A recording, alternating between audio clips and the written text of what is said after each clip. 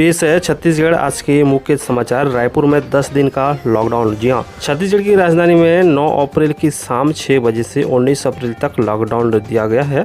Corona की दूसरी लहर में रायपुर देश की किसी राज्य की पहली राजधानी है जहां इतना लंबा लॉकडाउन लगाना पड़ा। सरकार ने यह फैसला राजधानी में एक दिन में 2821 मामले सामने आने के बाद लिया है।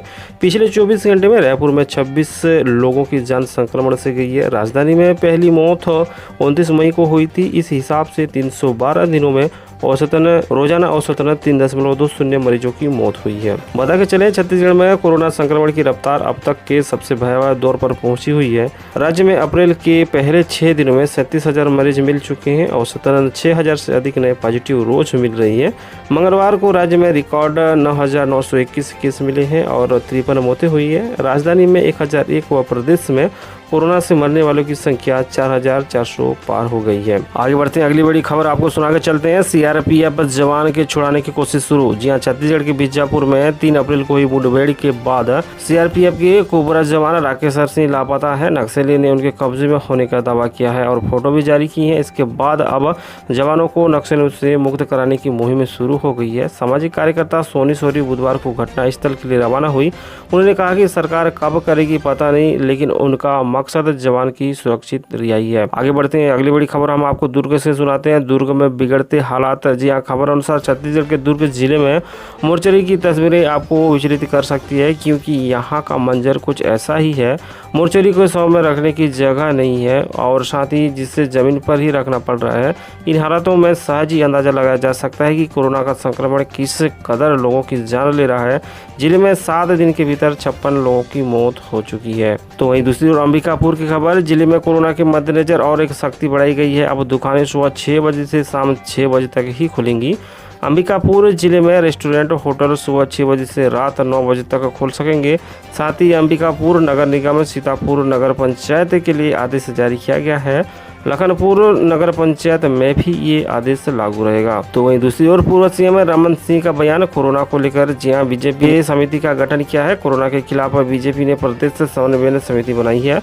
पूर्व मुख्यमंत्री रमन सिंह ने समिति के संयोजक बनाए गए हैं। बता के चले कि नेता प्रतिपक्ष धर्मलाल कौशिक, पूर्व मंत्री बृजमोहन अग्रवाल को प्रदेश समन्वयक समिति का सदस्य बनाया गया है। भाजपा ने परामर्श और सलाह हेल्प डेस्क के लिए भी समिति का गठन किया है। चलिए, तो दूसरी ओर कोरोना के रोकथाम के लिए उच्च स्तरीय का बैठक हुआ है। हम आप लोग को बताना चाहेंगे कि राजधानी में 9 अप्रैल से 19 अप्रैल तक टोटल लॉकडाउन का आदेश जारी किया गया है। कलेक्टर ने प्रेस कॉन्फ्रेंस कर ये जानकारी दी है। लॉकडाउन के दौरान सरकारी वाहन, एटीएम और मेडिकल इमरजेंसी को छूट रहेगी। वहीं बढ़ते कोरोना संक्रमण के मद्देनजर सीएम भूपेश बघेल ने भी उच्च स्तरीय बैठक ली है। बैठक में सीएम भूपेश बघेल ने कहा कि कोरोना संक्रमण में तेजी आई है, जो चिंताजनक है। जिलों में पर्याप्त राशि उपलब्ध कराने के निर्देश दिए हैं। आगे बढ़ते हैं और अगली बड़ी अपडेट है रायपुर से ही, जहां पर विवाह के सिर्फ 50 लोग शामिल होने के लेकर खबर आ रही है। बता के चले कि कलेक्टर ने शहर स्थित होटल, रेस्टोरेंट और मैरिज हॉल के संचालकों की बैठक लेकर कोरोना गाइडलाइन का सख्ती से पालन करने के निर्देश दिए हैं। संचालक गणों को निर्देशित किया गया है कि इनके इस संस्था में अनावश्यक भीड़ न लगाएं।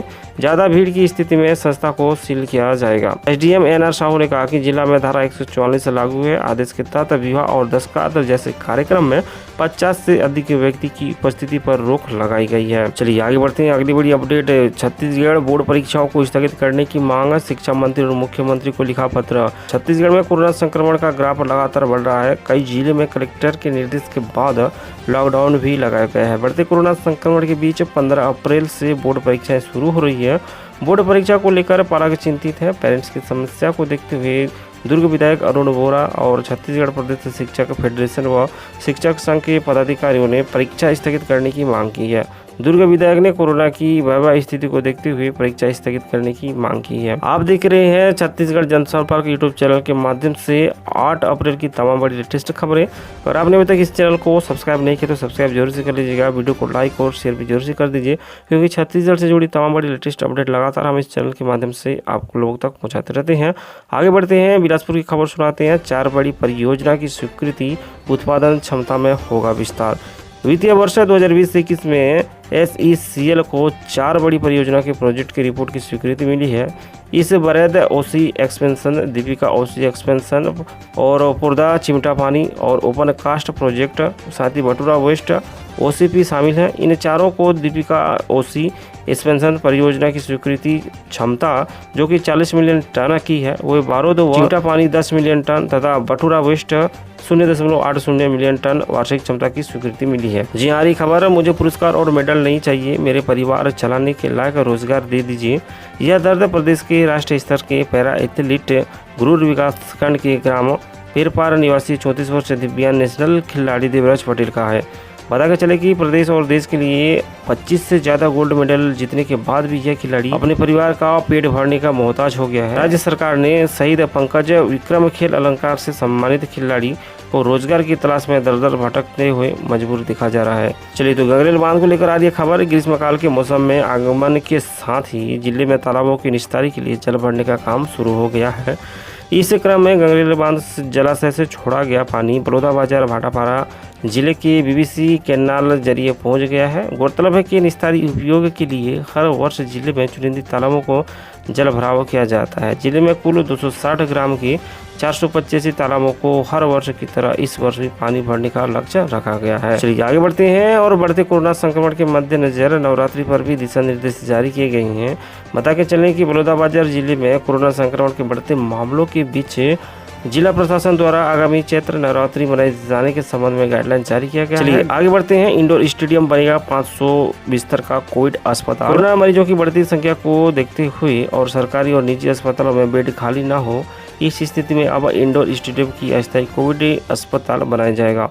इंडोर स्टेडियम में करीब 500 बेड का अस्थायी कोविड हॉस्पिटल बनाया जाएगा। इसमें 200 बेड ऑक्सीजन सिलेंडर वाला रहेगा। तो चलिए, इस तरह से आप देख रहे थे छत्तीसगढ़ जनसंपर्क यूट्यूब चैनल के माध्यम से 8 अप्रैल की तमाम बड़ी लेटेस्ट खबरें। उम्मीद करते हैं वीडियो अच्छा लगा तो लाइक जरूर से कीजिए, मित्रों को शेयर कीजिए। चैनल को अगर आपने अभी तक सब्सक्राइब नहीं की है तो सब्सक्राइब करके बेल आइकन को भी जरूर से दबा के रखिएगा। मिलते हैं अगली वीडियो पे। नमस्कार।